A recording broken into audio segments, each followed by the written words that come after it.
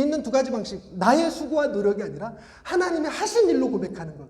그래서 내가 받은 은혜를 그 사람이 받았으면 그 사람이 여기에서 강사로 서 있었겠죠. 저는 듣는 자로 앉아 있었을 것이고요. 세 번째가 성경 개인사뿐만이 아니라 역사 역시, 자연 역시 하나님이 하신 일로 보는 겁니다. 하나님이 하신 일. 우리가 과학이 진리에 가장 적합한 후보군 중에 하나입니다. 과학에서 얘기하는 무슨 법칙이라고 얘기하는 것들, 부력의 법칙, 만유인력의 법칙, 연력학 법칙들. 근데 그 법칙들이 과학자들이 의논해서 정한 게 아닙니다. 그들이 만든 게 아니죠. 과학자들은 발견했을 뿐입니다. 이것은 어떤 상황에서도 변치 않는 법칙이구나라고 얘기해서 나온 것이 법칙 진리죠. 그것은 하나님이 심어 놓으신 겁니다. 그래서 과학자들은 하나님이 심어 놓으신 것, 하나님이 드러내 주신 것에 관해서만 진리를 추구할 수 있어요. 그런데 그 과학이 그 너머에 초월적인 하나님에 대해서 검증할 수는 없는 법입니다. 그래서 과학이 기독교를 틀렸다고 말한다고 해서 그것이 과학의 역할은 아닌 것입니다. 과학으로 얘기할 수 있는 문제가 아니죠. 이 역사 역시, 자연의 법칙 역시 하나님이 우리 삶, 하나님이 친히 개입하신 하나님의 일로 보는 겁니다. 그래서 우리는 하나님을 발견하는 방식이 일반 계시와 특별 계시라고 얘기하는 것이고, 일반 계시는 자연을 바라보는 것이고 특별 계시는 성경을 바라보는 것이죠. 이런 식으로 하나님이 하시는 일로 보는 겁니다. 이게 믿음의 사건인 거예요. 하나님이 운행하고 계셔. 하나님이 내 삶을 책임지고 계셔. 하나님이 다 예비하고 계셔. 이런 것들이 우리로 하여금 큰 자유를 경험하게 해주는 믿음의 사건의 고백입니다. 그 다음에 만족의 사건 고백. 여러분, 실용주의가 판을 치는, 그리고 유물론적 사고관을 가진 사람들이 얘기할 때 틴켈러가 공격하는 지점은 그겁니다. 인권의 문제. 자연주의 세계관에서는 어떻게 사람이 가장 존귀한 자다, 위대한 자다라는 얘기를 어떻게 할 것입니까? 그 근거를 도대체 어디서 구했습니까? 우리 인간은 역시나 동물들과 별반 다를 것 없습니다. 먹고 싸고 하는 동물입니다. 그럼 거기에는 존엄성이라는 것이 존재하지 않죠. 그래서 권리 역시 법칙처럼 협의하에 만드는 것이 아니라 권리는 발견하는 것입니다. 틴켈러의 표현은 권리는 주어져야 되는 것입니다. 주어져야 되는 것. 그래서 권리는 자기가 주장한다고 되는 것이 아니라 많은 사람들이 공감해줘야 돼요. 공감해줘야 돼요. 근데 권리가 문화를 뛰어넘습니다. 인권이라는 것이, 존엄성이라는 것이 문화를 뛰어넘어서 여성을 학대하는 그 문화권, 소위 이슬람 문화권 같은 경우, 힌두교 문화권이라 그런 문화권에서 그래 니네 문화는 문화니까 문화 상대주의에 의해서 그래 존중해줘야지라고 말할 수 있는 성질의 것이 아니죠. 이런 인권의 문제는 그래 니들의 문화는 문화대로 인정하지만 그래도 여성의 인권은 존중받아야 돼. 아이들의 인권은 존중받아야 돼. 총에 맞아서 쓰러기 때문에 버려지지 않을 수 있는 권리가 인간에게는 있어. 누가 그러던데? 자연에서는 찾을 수 없는 원리들입니다. 그것들을 어디서 찾아낼까요? 하나님에게서 찾아냈죠. 그러나 하나님을 인정하지 않는, 하나님을 부정하거나 외면하는 사람들은 끊임없이 이 자기 존엄에 대해서 스스로 증명하라고 합니다. 네가 왜 존중받아야 되는지, 네가 왜 천부인권을 가져야 되는지를 스스로 증명하라고. 그래서 오늘날 세속주의 하에서 쓰는 존엄이라고 하는 단어는 스스로의 존재 가치를 증명하라고 하는 압박으로 사용됩니다. 스스로의 존재 가치를 증명하라니까 내 스스로 존재 가치를 증명하기 위해서 더 열심히 공부하고 더 많이 일하고 더 많이 수고하고 노력하고 그렇게 해도 충분하고 만족하리만큼의 내 존엄을 확보할 수 있는 것은 아닙니다. 우리의 존엄은, 우리가 만든 존엄은 우리가 실수하는 순간 다 없어져 버려요. 근데 하나님이 주신 존엄은 아무리 범죄하였어도 그 사람을 죽여서 쓰레기 더미에 버릴 수는 없는 겁니다. 근데 이 존엄의 문제가 자기 존재 증명이라는 자기 증명의 문제와 존엄의 문제가 세상으로는 절대로 채워지지 않다 보니까 엄청난 중압감에 사람들이 시달려 살아갑니다. 근데 이 예배라는 것이 만족의 사건이 되는 순간 하나님이 우리의 모든 존재 가치, 존엄에 대해서 모두 다 입증하셨어요. 하나님의 형상, 예수 그리스도의 대속, 성령의 전, 이런 것들이죠. 그런 것 때문에 스스로 내가 더 이상 무엇을 완성하거나 이루거나 무엇을 증명해내기 위해서 애쓸 필요가 없어집니다. 비로소 뭐 할 수 있냐면 참된 쉼을 경험하는 거죠. 참된 쉼을. 근데 이것은 어디까지나 모형입니다. 진정한 해방과 믿음과 만족의 사건이 되는 것은 그 나라가 하나님이 성령님, 예수님이 다시 강림하시는 날 그때 이루어지겠죠. 그래서 이 회복의 때를 틴켈러는 춤의 미래라는 말로 사용합니다. 춤의 미래. 우리가 바라보는 세상, 하나님이 이 땅에 임하셔서 완성하시게 될 세상, 그 세상을 우리가 바라보는 거예요. 그분의 춤 안에서 함께 바라보면서 할 수 있는 게 뭐냐면, 그래, 하나님이 다스리는 세상, 하나님이 통치하는 세상은 저런 어린아이가 굴뚝에 들어가서 하루에 14시간 그 검은 흙덩이를 긁어내는 일을 하는 세상은 아닐 거야 라고 생각하면 어린이의 권리를 부여하는 운동을 하게 되겠죠. 그걸 통해서 자기의 유명세를 차지하려는 것도 아니고, 그걸 통해서 자기의 이익을 추구하는 것도 아니에요. 그 모든 것은 다 하나님으로부터 왔어요. 그래서 그런 어린이 인권운동을 벌이면서도 세상에서 너 니 잘났다고 하는 거지, 다 니 돈 벌려고 하는 거지, 니 유명해지려고 하는 거지 라고 하는 비난으로부터 자유로울 수 있습니다. 그리고 그들로부터 누명을 써도 괜찮습니다. 그것에 실망해서 하나님의 정의를 이루는 일을 중간에 포기하지 않습니다. 이게 틴켈러가 바라보는 하나님 나라의 완성이에요. 그래서 하나님의 나라는 이 땅에 불의,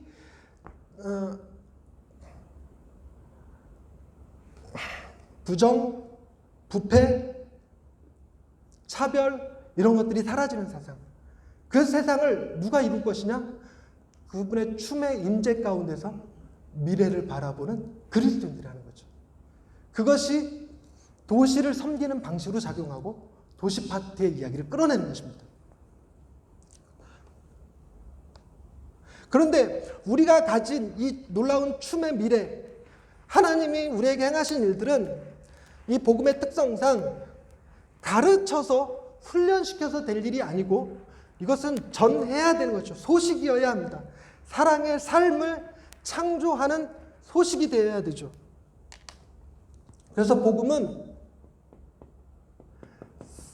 사랑의 삶을 창조하는 소식입니다. 그래서 사랑의 삶 자체는 복음은 아닙니다. 그래서 복음과 복음의 결과를 혼돈하면 안 돼요. 혼동하면 안 돼요. 또 하나는 분리해서도 안 됩니다.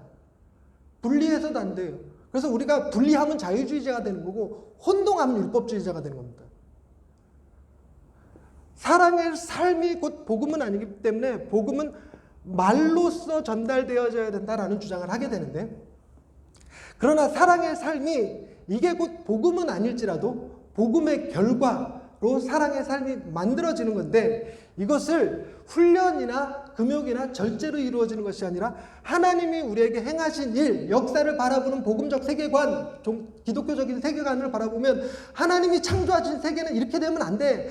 그분이 오셔서 우리의 모든 질병과 아픔과 죄의 문제, 죽음의 문제를 십자가로 해결하셨는데, 그런 세상이, 하나님이 다스리는 세상이, 이미 와 있는 세상이 이런 식이면 안 돼 라고 하는 것들이 기독교인들로 하여금 세상을 참여하게 하고 세상을 변화시키게 하는 거죠. 그런데 이 말로써 전달되어지는 것이 너무 과소하게 적용이 되면 못 알아듣는 언어, 그래서 세상과 교회가 구별되는, 개토화되는 두 왕국이 되어버립니다. 두 왕국 개념. 근데 너무 과대하게 적용하게 되면, 과대하게 적용해서 세상 사람들이 알아듣는데 이건 복음이 아니라 심리학이야, 이건 자기 개발이야, 이건 성공하기야 하는 형태로 들려져 버리면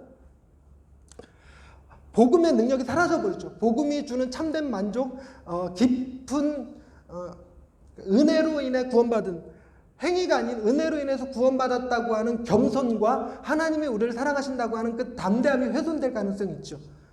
그래서 과대하게 적용이 된 모델을 적절성 모델이라고 부릅니다. 이 적절성이라고 번역된 것이 조금 마음에는 안 들어요. 적절성으로 해버리니까 네 가지 문화 가운데서 네 가지 문화관 가운데서 적절성 모델이 제일 좋은 것 같다 이렇게 이제 느껴지는 적절하잖아 이렇게 느껴지는데 적절성 모델로 드러나는 것이 그런 거더라고요. 교회가 피트니스 센터하고 교회가 그 문화교실이고 뭐 하는 것들 심지어는 카페 문화도 조금 부정적으로 보긴 하더라고요. 어찌됐건 과소하게 적용돼도 안 되고 과대하게 적용돼도 안 되죠. 또 하나는 이런 겁니다. 세상은 하나님이 주신 은혜, 하나님이 친히 그분의 통치하심으로 이루어지고 있죠. 우리가 바라보는 세상은 하나님이 다스리는 세상입니다. 근데 하나님이 다스리는 방식이 두왕국이 아니라 반문화에서는 뭐라고 표현하냐면 거죠. 기독교인들에게만 은혜를 주셨고 세상 사람들은 다 악하다 하는 형태로 가버립니다. 세상과 분리해서 살아야 돼 라고 생각하면 세상에 그러니까 일반 은총이라고 불려지는 세상 사람들에게는 일반 은총이 없어 라고 생각되어지면 어떤 형태로 가냐면 반문화 운동 혹은 대항문화 대안문화 이런 표현들을 쓰시더라고요. 그리고 수도운동 같은 것이 일어난다는 겁니다. 아니면 사회를 우리 기독교인들이 권력을 잡아서 법을 바꾸고 기독교 왕국을 세워야 돼. 그래서 통치자가 되어야 돼 하는 기독교 우파가 생겨나죠. 기독교 우파를 변혁주의 모델이라고 표현하더라고요. 변혁주의 모델. 그래서 제가 나눠드린 자료를 보시면 그림이 하나 나오는데 이 그림이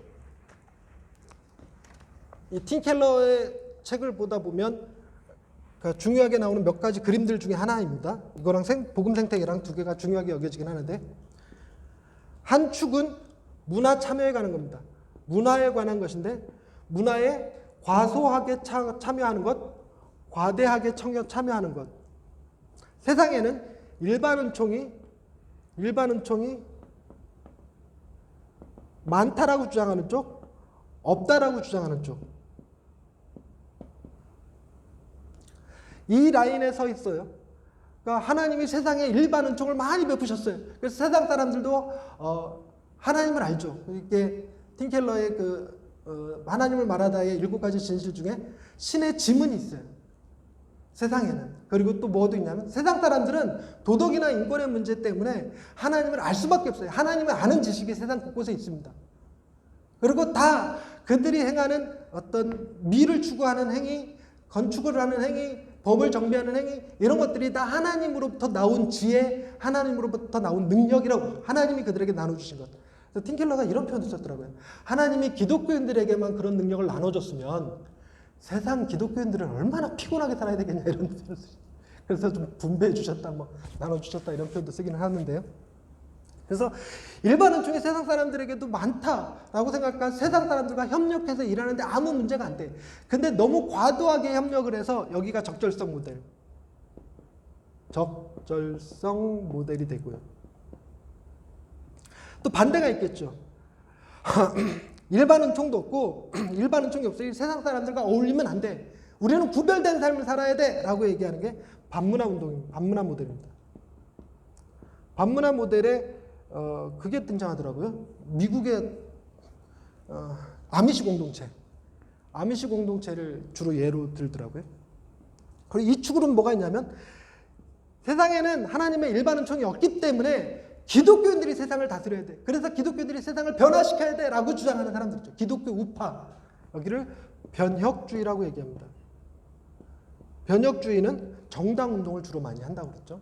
그래서 우리나라도 계속 정치의 뉴스들이 영향이 커지면서 자꾸 이런 정치에 개입하고 참여하고 하려고 하는 목사님들이 계시죠. 아예 광고도 내보내고 뭐 기독교 정당을 만들기도 하고 또 기독교 센터를, 전 세계 기독교 센터를 한국에다 지어야 된다고 주장하는 목사님도 계시고 뭐 이렇게 하던데요. 그게 다 변혁주의 모델이라고 합니다. 그리고 또 하나는 루터가 주장했다고 하는 두왕국. 즉 세상은 세상대로 하나님의 일반 은총이 있고, 기독교인들은 교회는 교회대로 하나님이 주시는 특별 은총이 있으니까 둘이 적절히 자기 알아서 살면 돼. 그래서 어떻게 하는 것이 하나님을 잘 섬기는 겁니까? 구두 만드는 거 열심히 잘 만들면 돼. 가장 전문성 있게 만들면 돼 하는 형태인 거죠. 저는 이 팀 켈러의 문화관, 4가지 문화관에 대해서 보기 전까지 제 관점은 여기에 머물러 있었습니다. 그래서 저는 안 믿는 사람들과의 교제에 대해서 굉장히 불편하게 여깁니다. 이런 표현이 있죠. 어떤 이발사가 있었는데 거기에 경찰이 가서 이제 머리를 했는데 이발비를 안 받더랍니다. 안 받으면서 하는 얘기가 그런 거죠. 나라를 위해서 충성봉사하시는 분이시니까 저도 나라를 위해서 이 정도의 일은 한다고 생각하겠습니다 라고 얘기하고 돈을 안 받았답니다. 그랬더니 경찰이 그 다음날 그 이발사가 출근하기 전에 와서 케이크를 그 문 앞에 두고 갔대요. 근데 그 다음날은 이제 신부님이 오셔서 머리를 깎으셨는데, 신부님한테도 동일하게 돈을 안 받고 신을 위해서 제가 헌신했다고 생각하겠습니다, 수고했다고 생각했습니다. 그랬더니 그 다음날 역시 빵 하나랑 그 천주교에서 보는 무슨 교리책, 좋은 책 이런 것들이 몇 권 놓여져 있더랍니다. 목사님에게도 동일하게 했죠. 그랬더니 목사님은 그 다음날 아침에 이발사가 출근했더니 목사님들이 이렇게 줄 서 있더랍니다. 그러니까 저는 그 얘기를 듣고 되게 마음이 불편했어요. 그래서 저는 저를 목사로 아는 가게는 잘 안 가게 돼요. 그러니까 어느 미용실 가면 목사님들은 50% DC해 줍니다. 동네마다 그런 미용실 있잖아요. 저희 동네에도 있는데 거기 전 한 번도 안 갔습니다. 그리고 저희 속해 있는 단체 이름이 중부기독교연합회인데, 화중기련 이런 표현을 씁니다. 화성 중부기독교연합회. 그래서 화성 중부기독교연합회라는 사실만 밝혀도 볼링비 그 50% DC, 그리고 목욕비 50% DC 이러는 공간이 있습니다.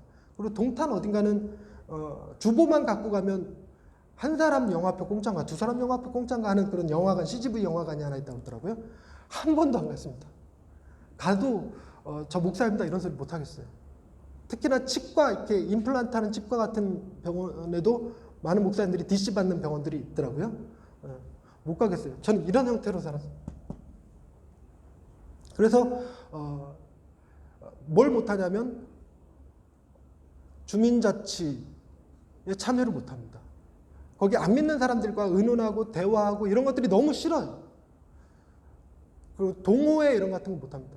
그런데 이게 옳은 게 아니라는 거죠. 근데 팀 켈러 주장을 가만히 살펴보면 다 문제가 있어요. 다 문제가 있고, 그렇다고 다 틀린 건 또 아닙니다. 그래서 이 중심에는 장점이 있다는 겁니다. 장점. 적절성 모델에는 공공선을 추구하는 것이 탁월하고, 변혁주의 모델은 탁월한 세계관을 갖고 있습니다. 하나님이 다스리는 세계에 대한 탁월한 세계관. 반문화 모델에는 대학문화로서의 교회가 어떠해야 되는지 교회의 대학문화를 잘 설명해주고 있고요. 두한국에서는 겸손과 탁월성, 세상 사람들에게도 일반 은총이 있으니 그들에게 겸손하고, 그리고 우리가 탁월하게 세상에서 일해야 된다는 탁월성이 있죠. 이 중심을 추구하라 그럽니다. 중심을 추구하라면서 뭐라고 써있냐, 4가지 문화 간의 핵심 통합하기. 이게 팀 켈러의 주장입니다. 처음에 센터 처치라는 책을 읽으면서 그 센터 처치의 정의가 정확히 뭔지 몰랐어요. 정의가 뭔지 모르고, 이래서 센터 처치가 이랬어요. 센터가 여기니까. 근데 센터 처치의 정의는 사거리 중심부에서, 도시 중심부에서 활동하는 교회를 이제 센터 처치라고 표현하는 거였는데, 제가 처음에는 이게 센터 처치인 줄로 알 만큼 오해했죠.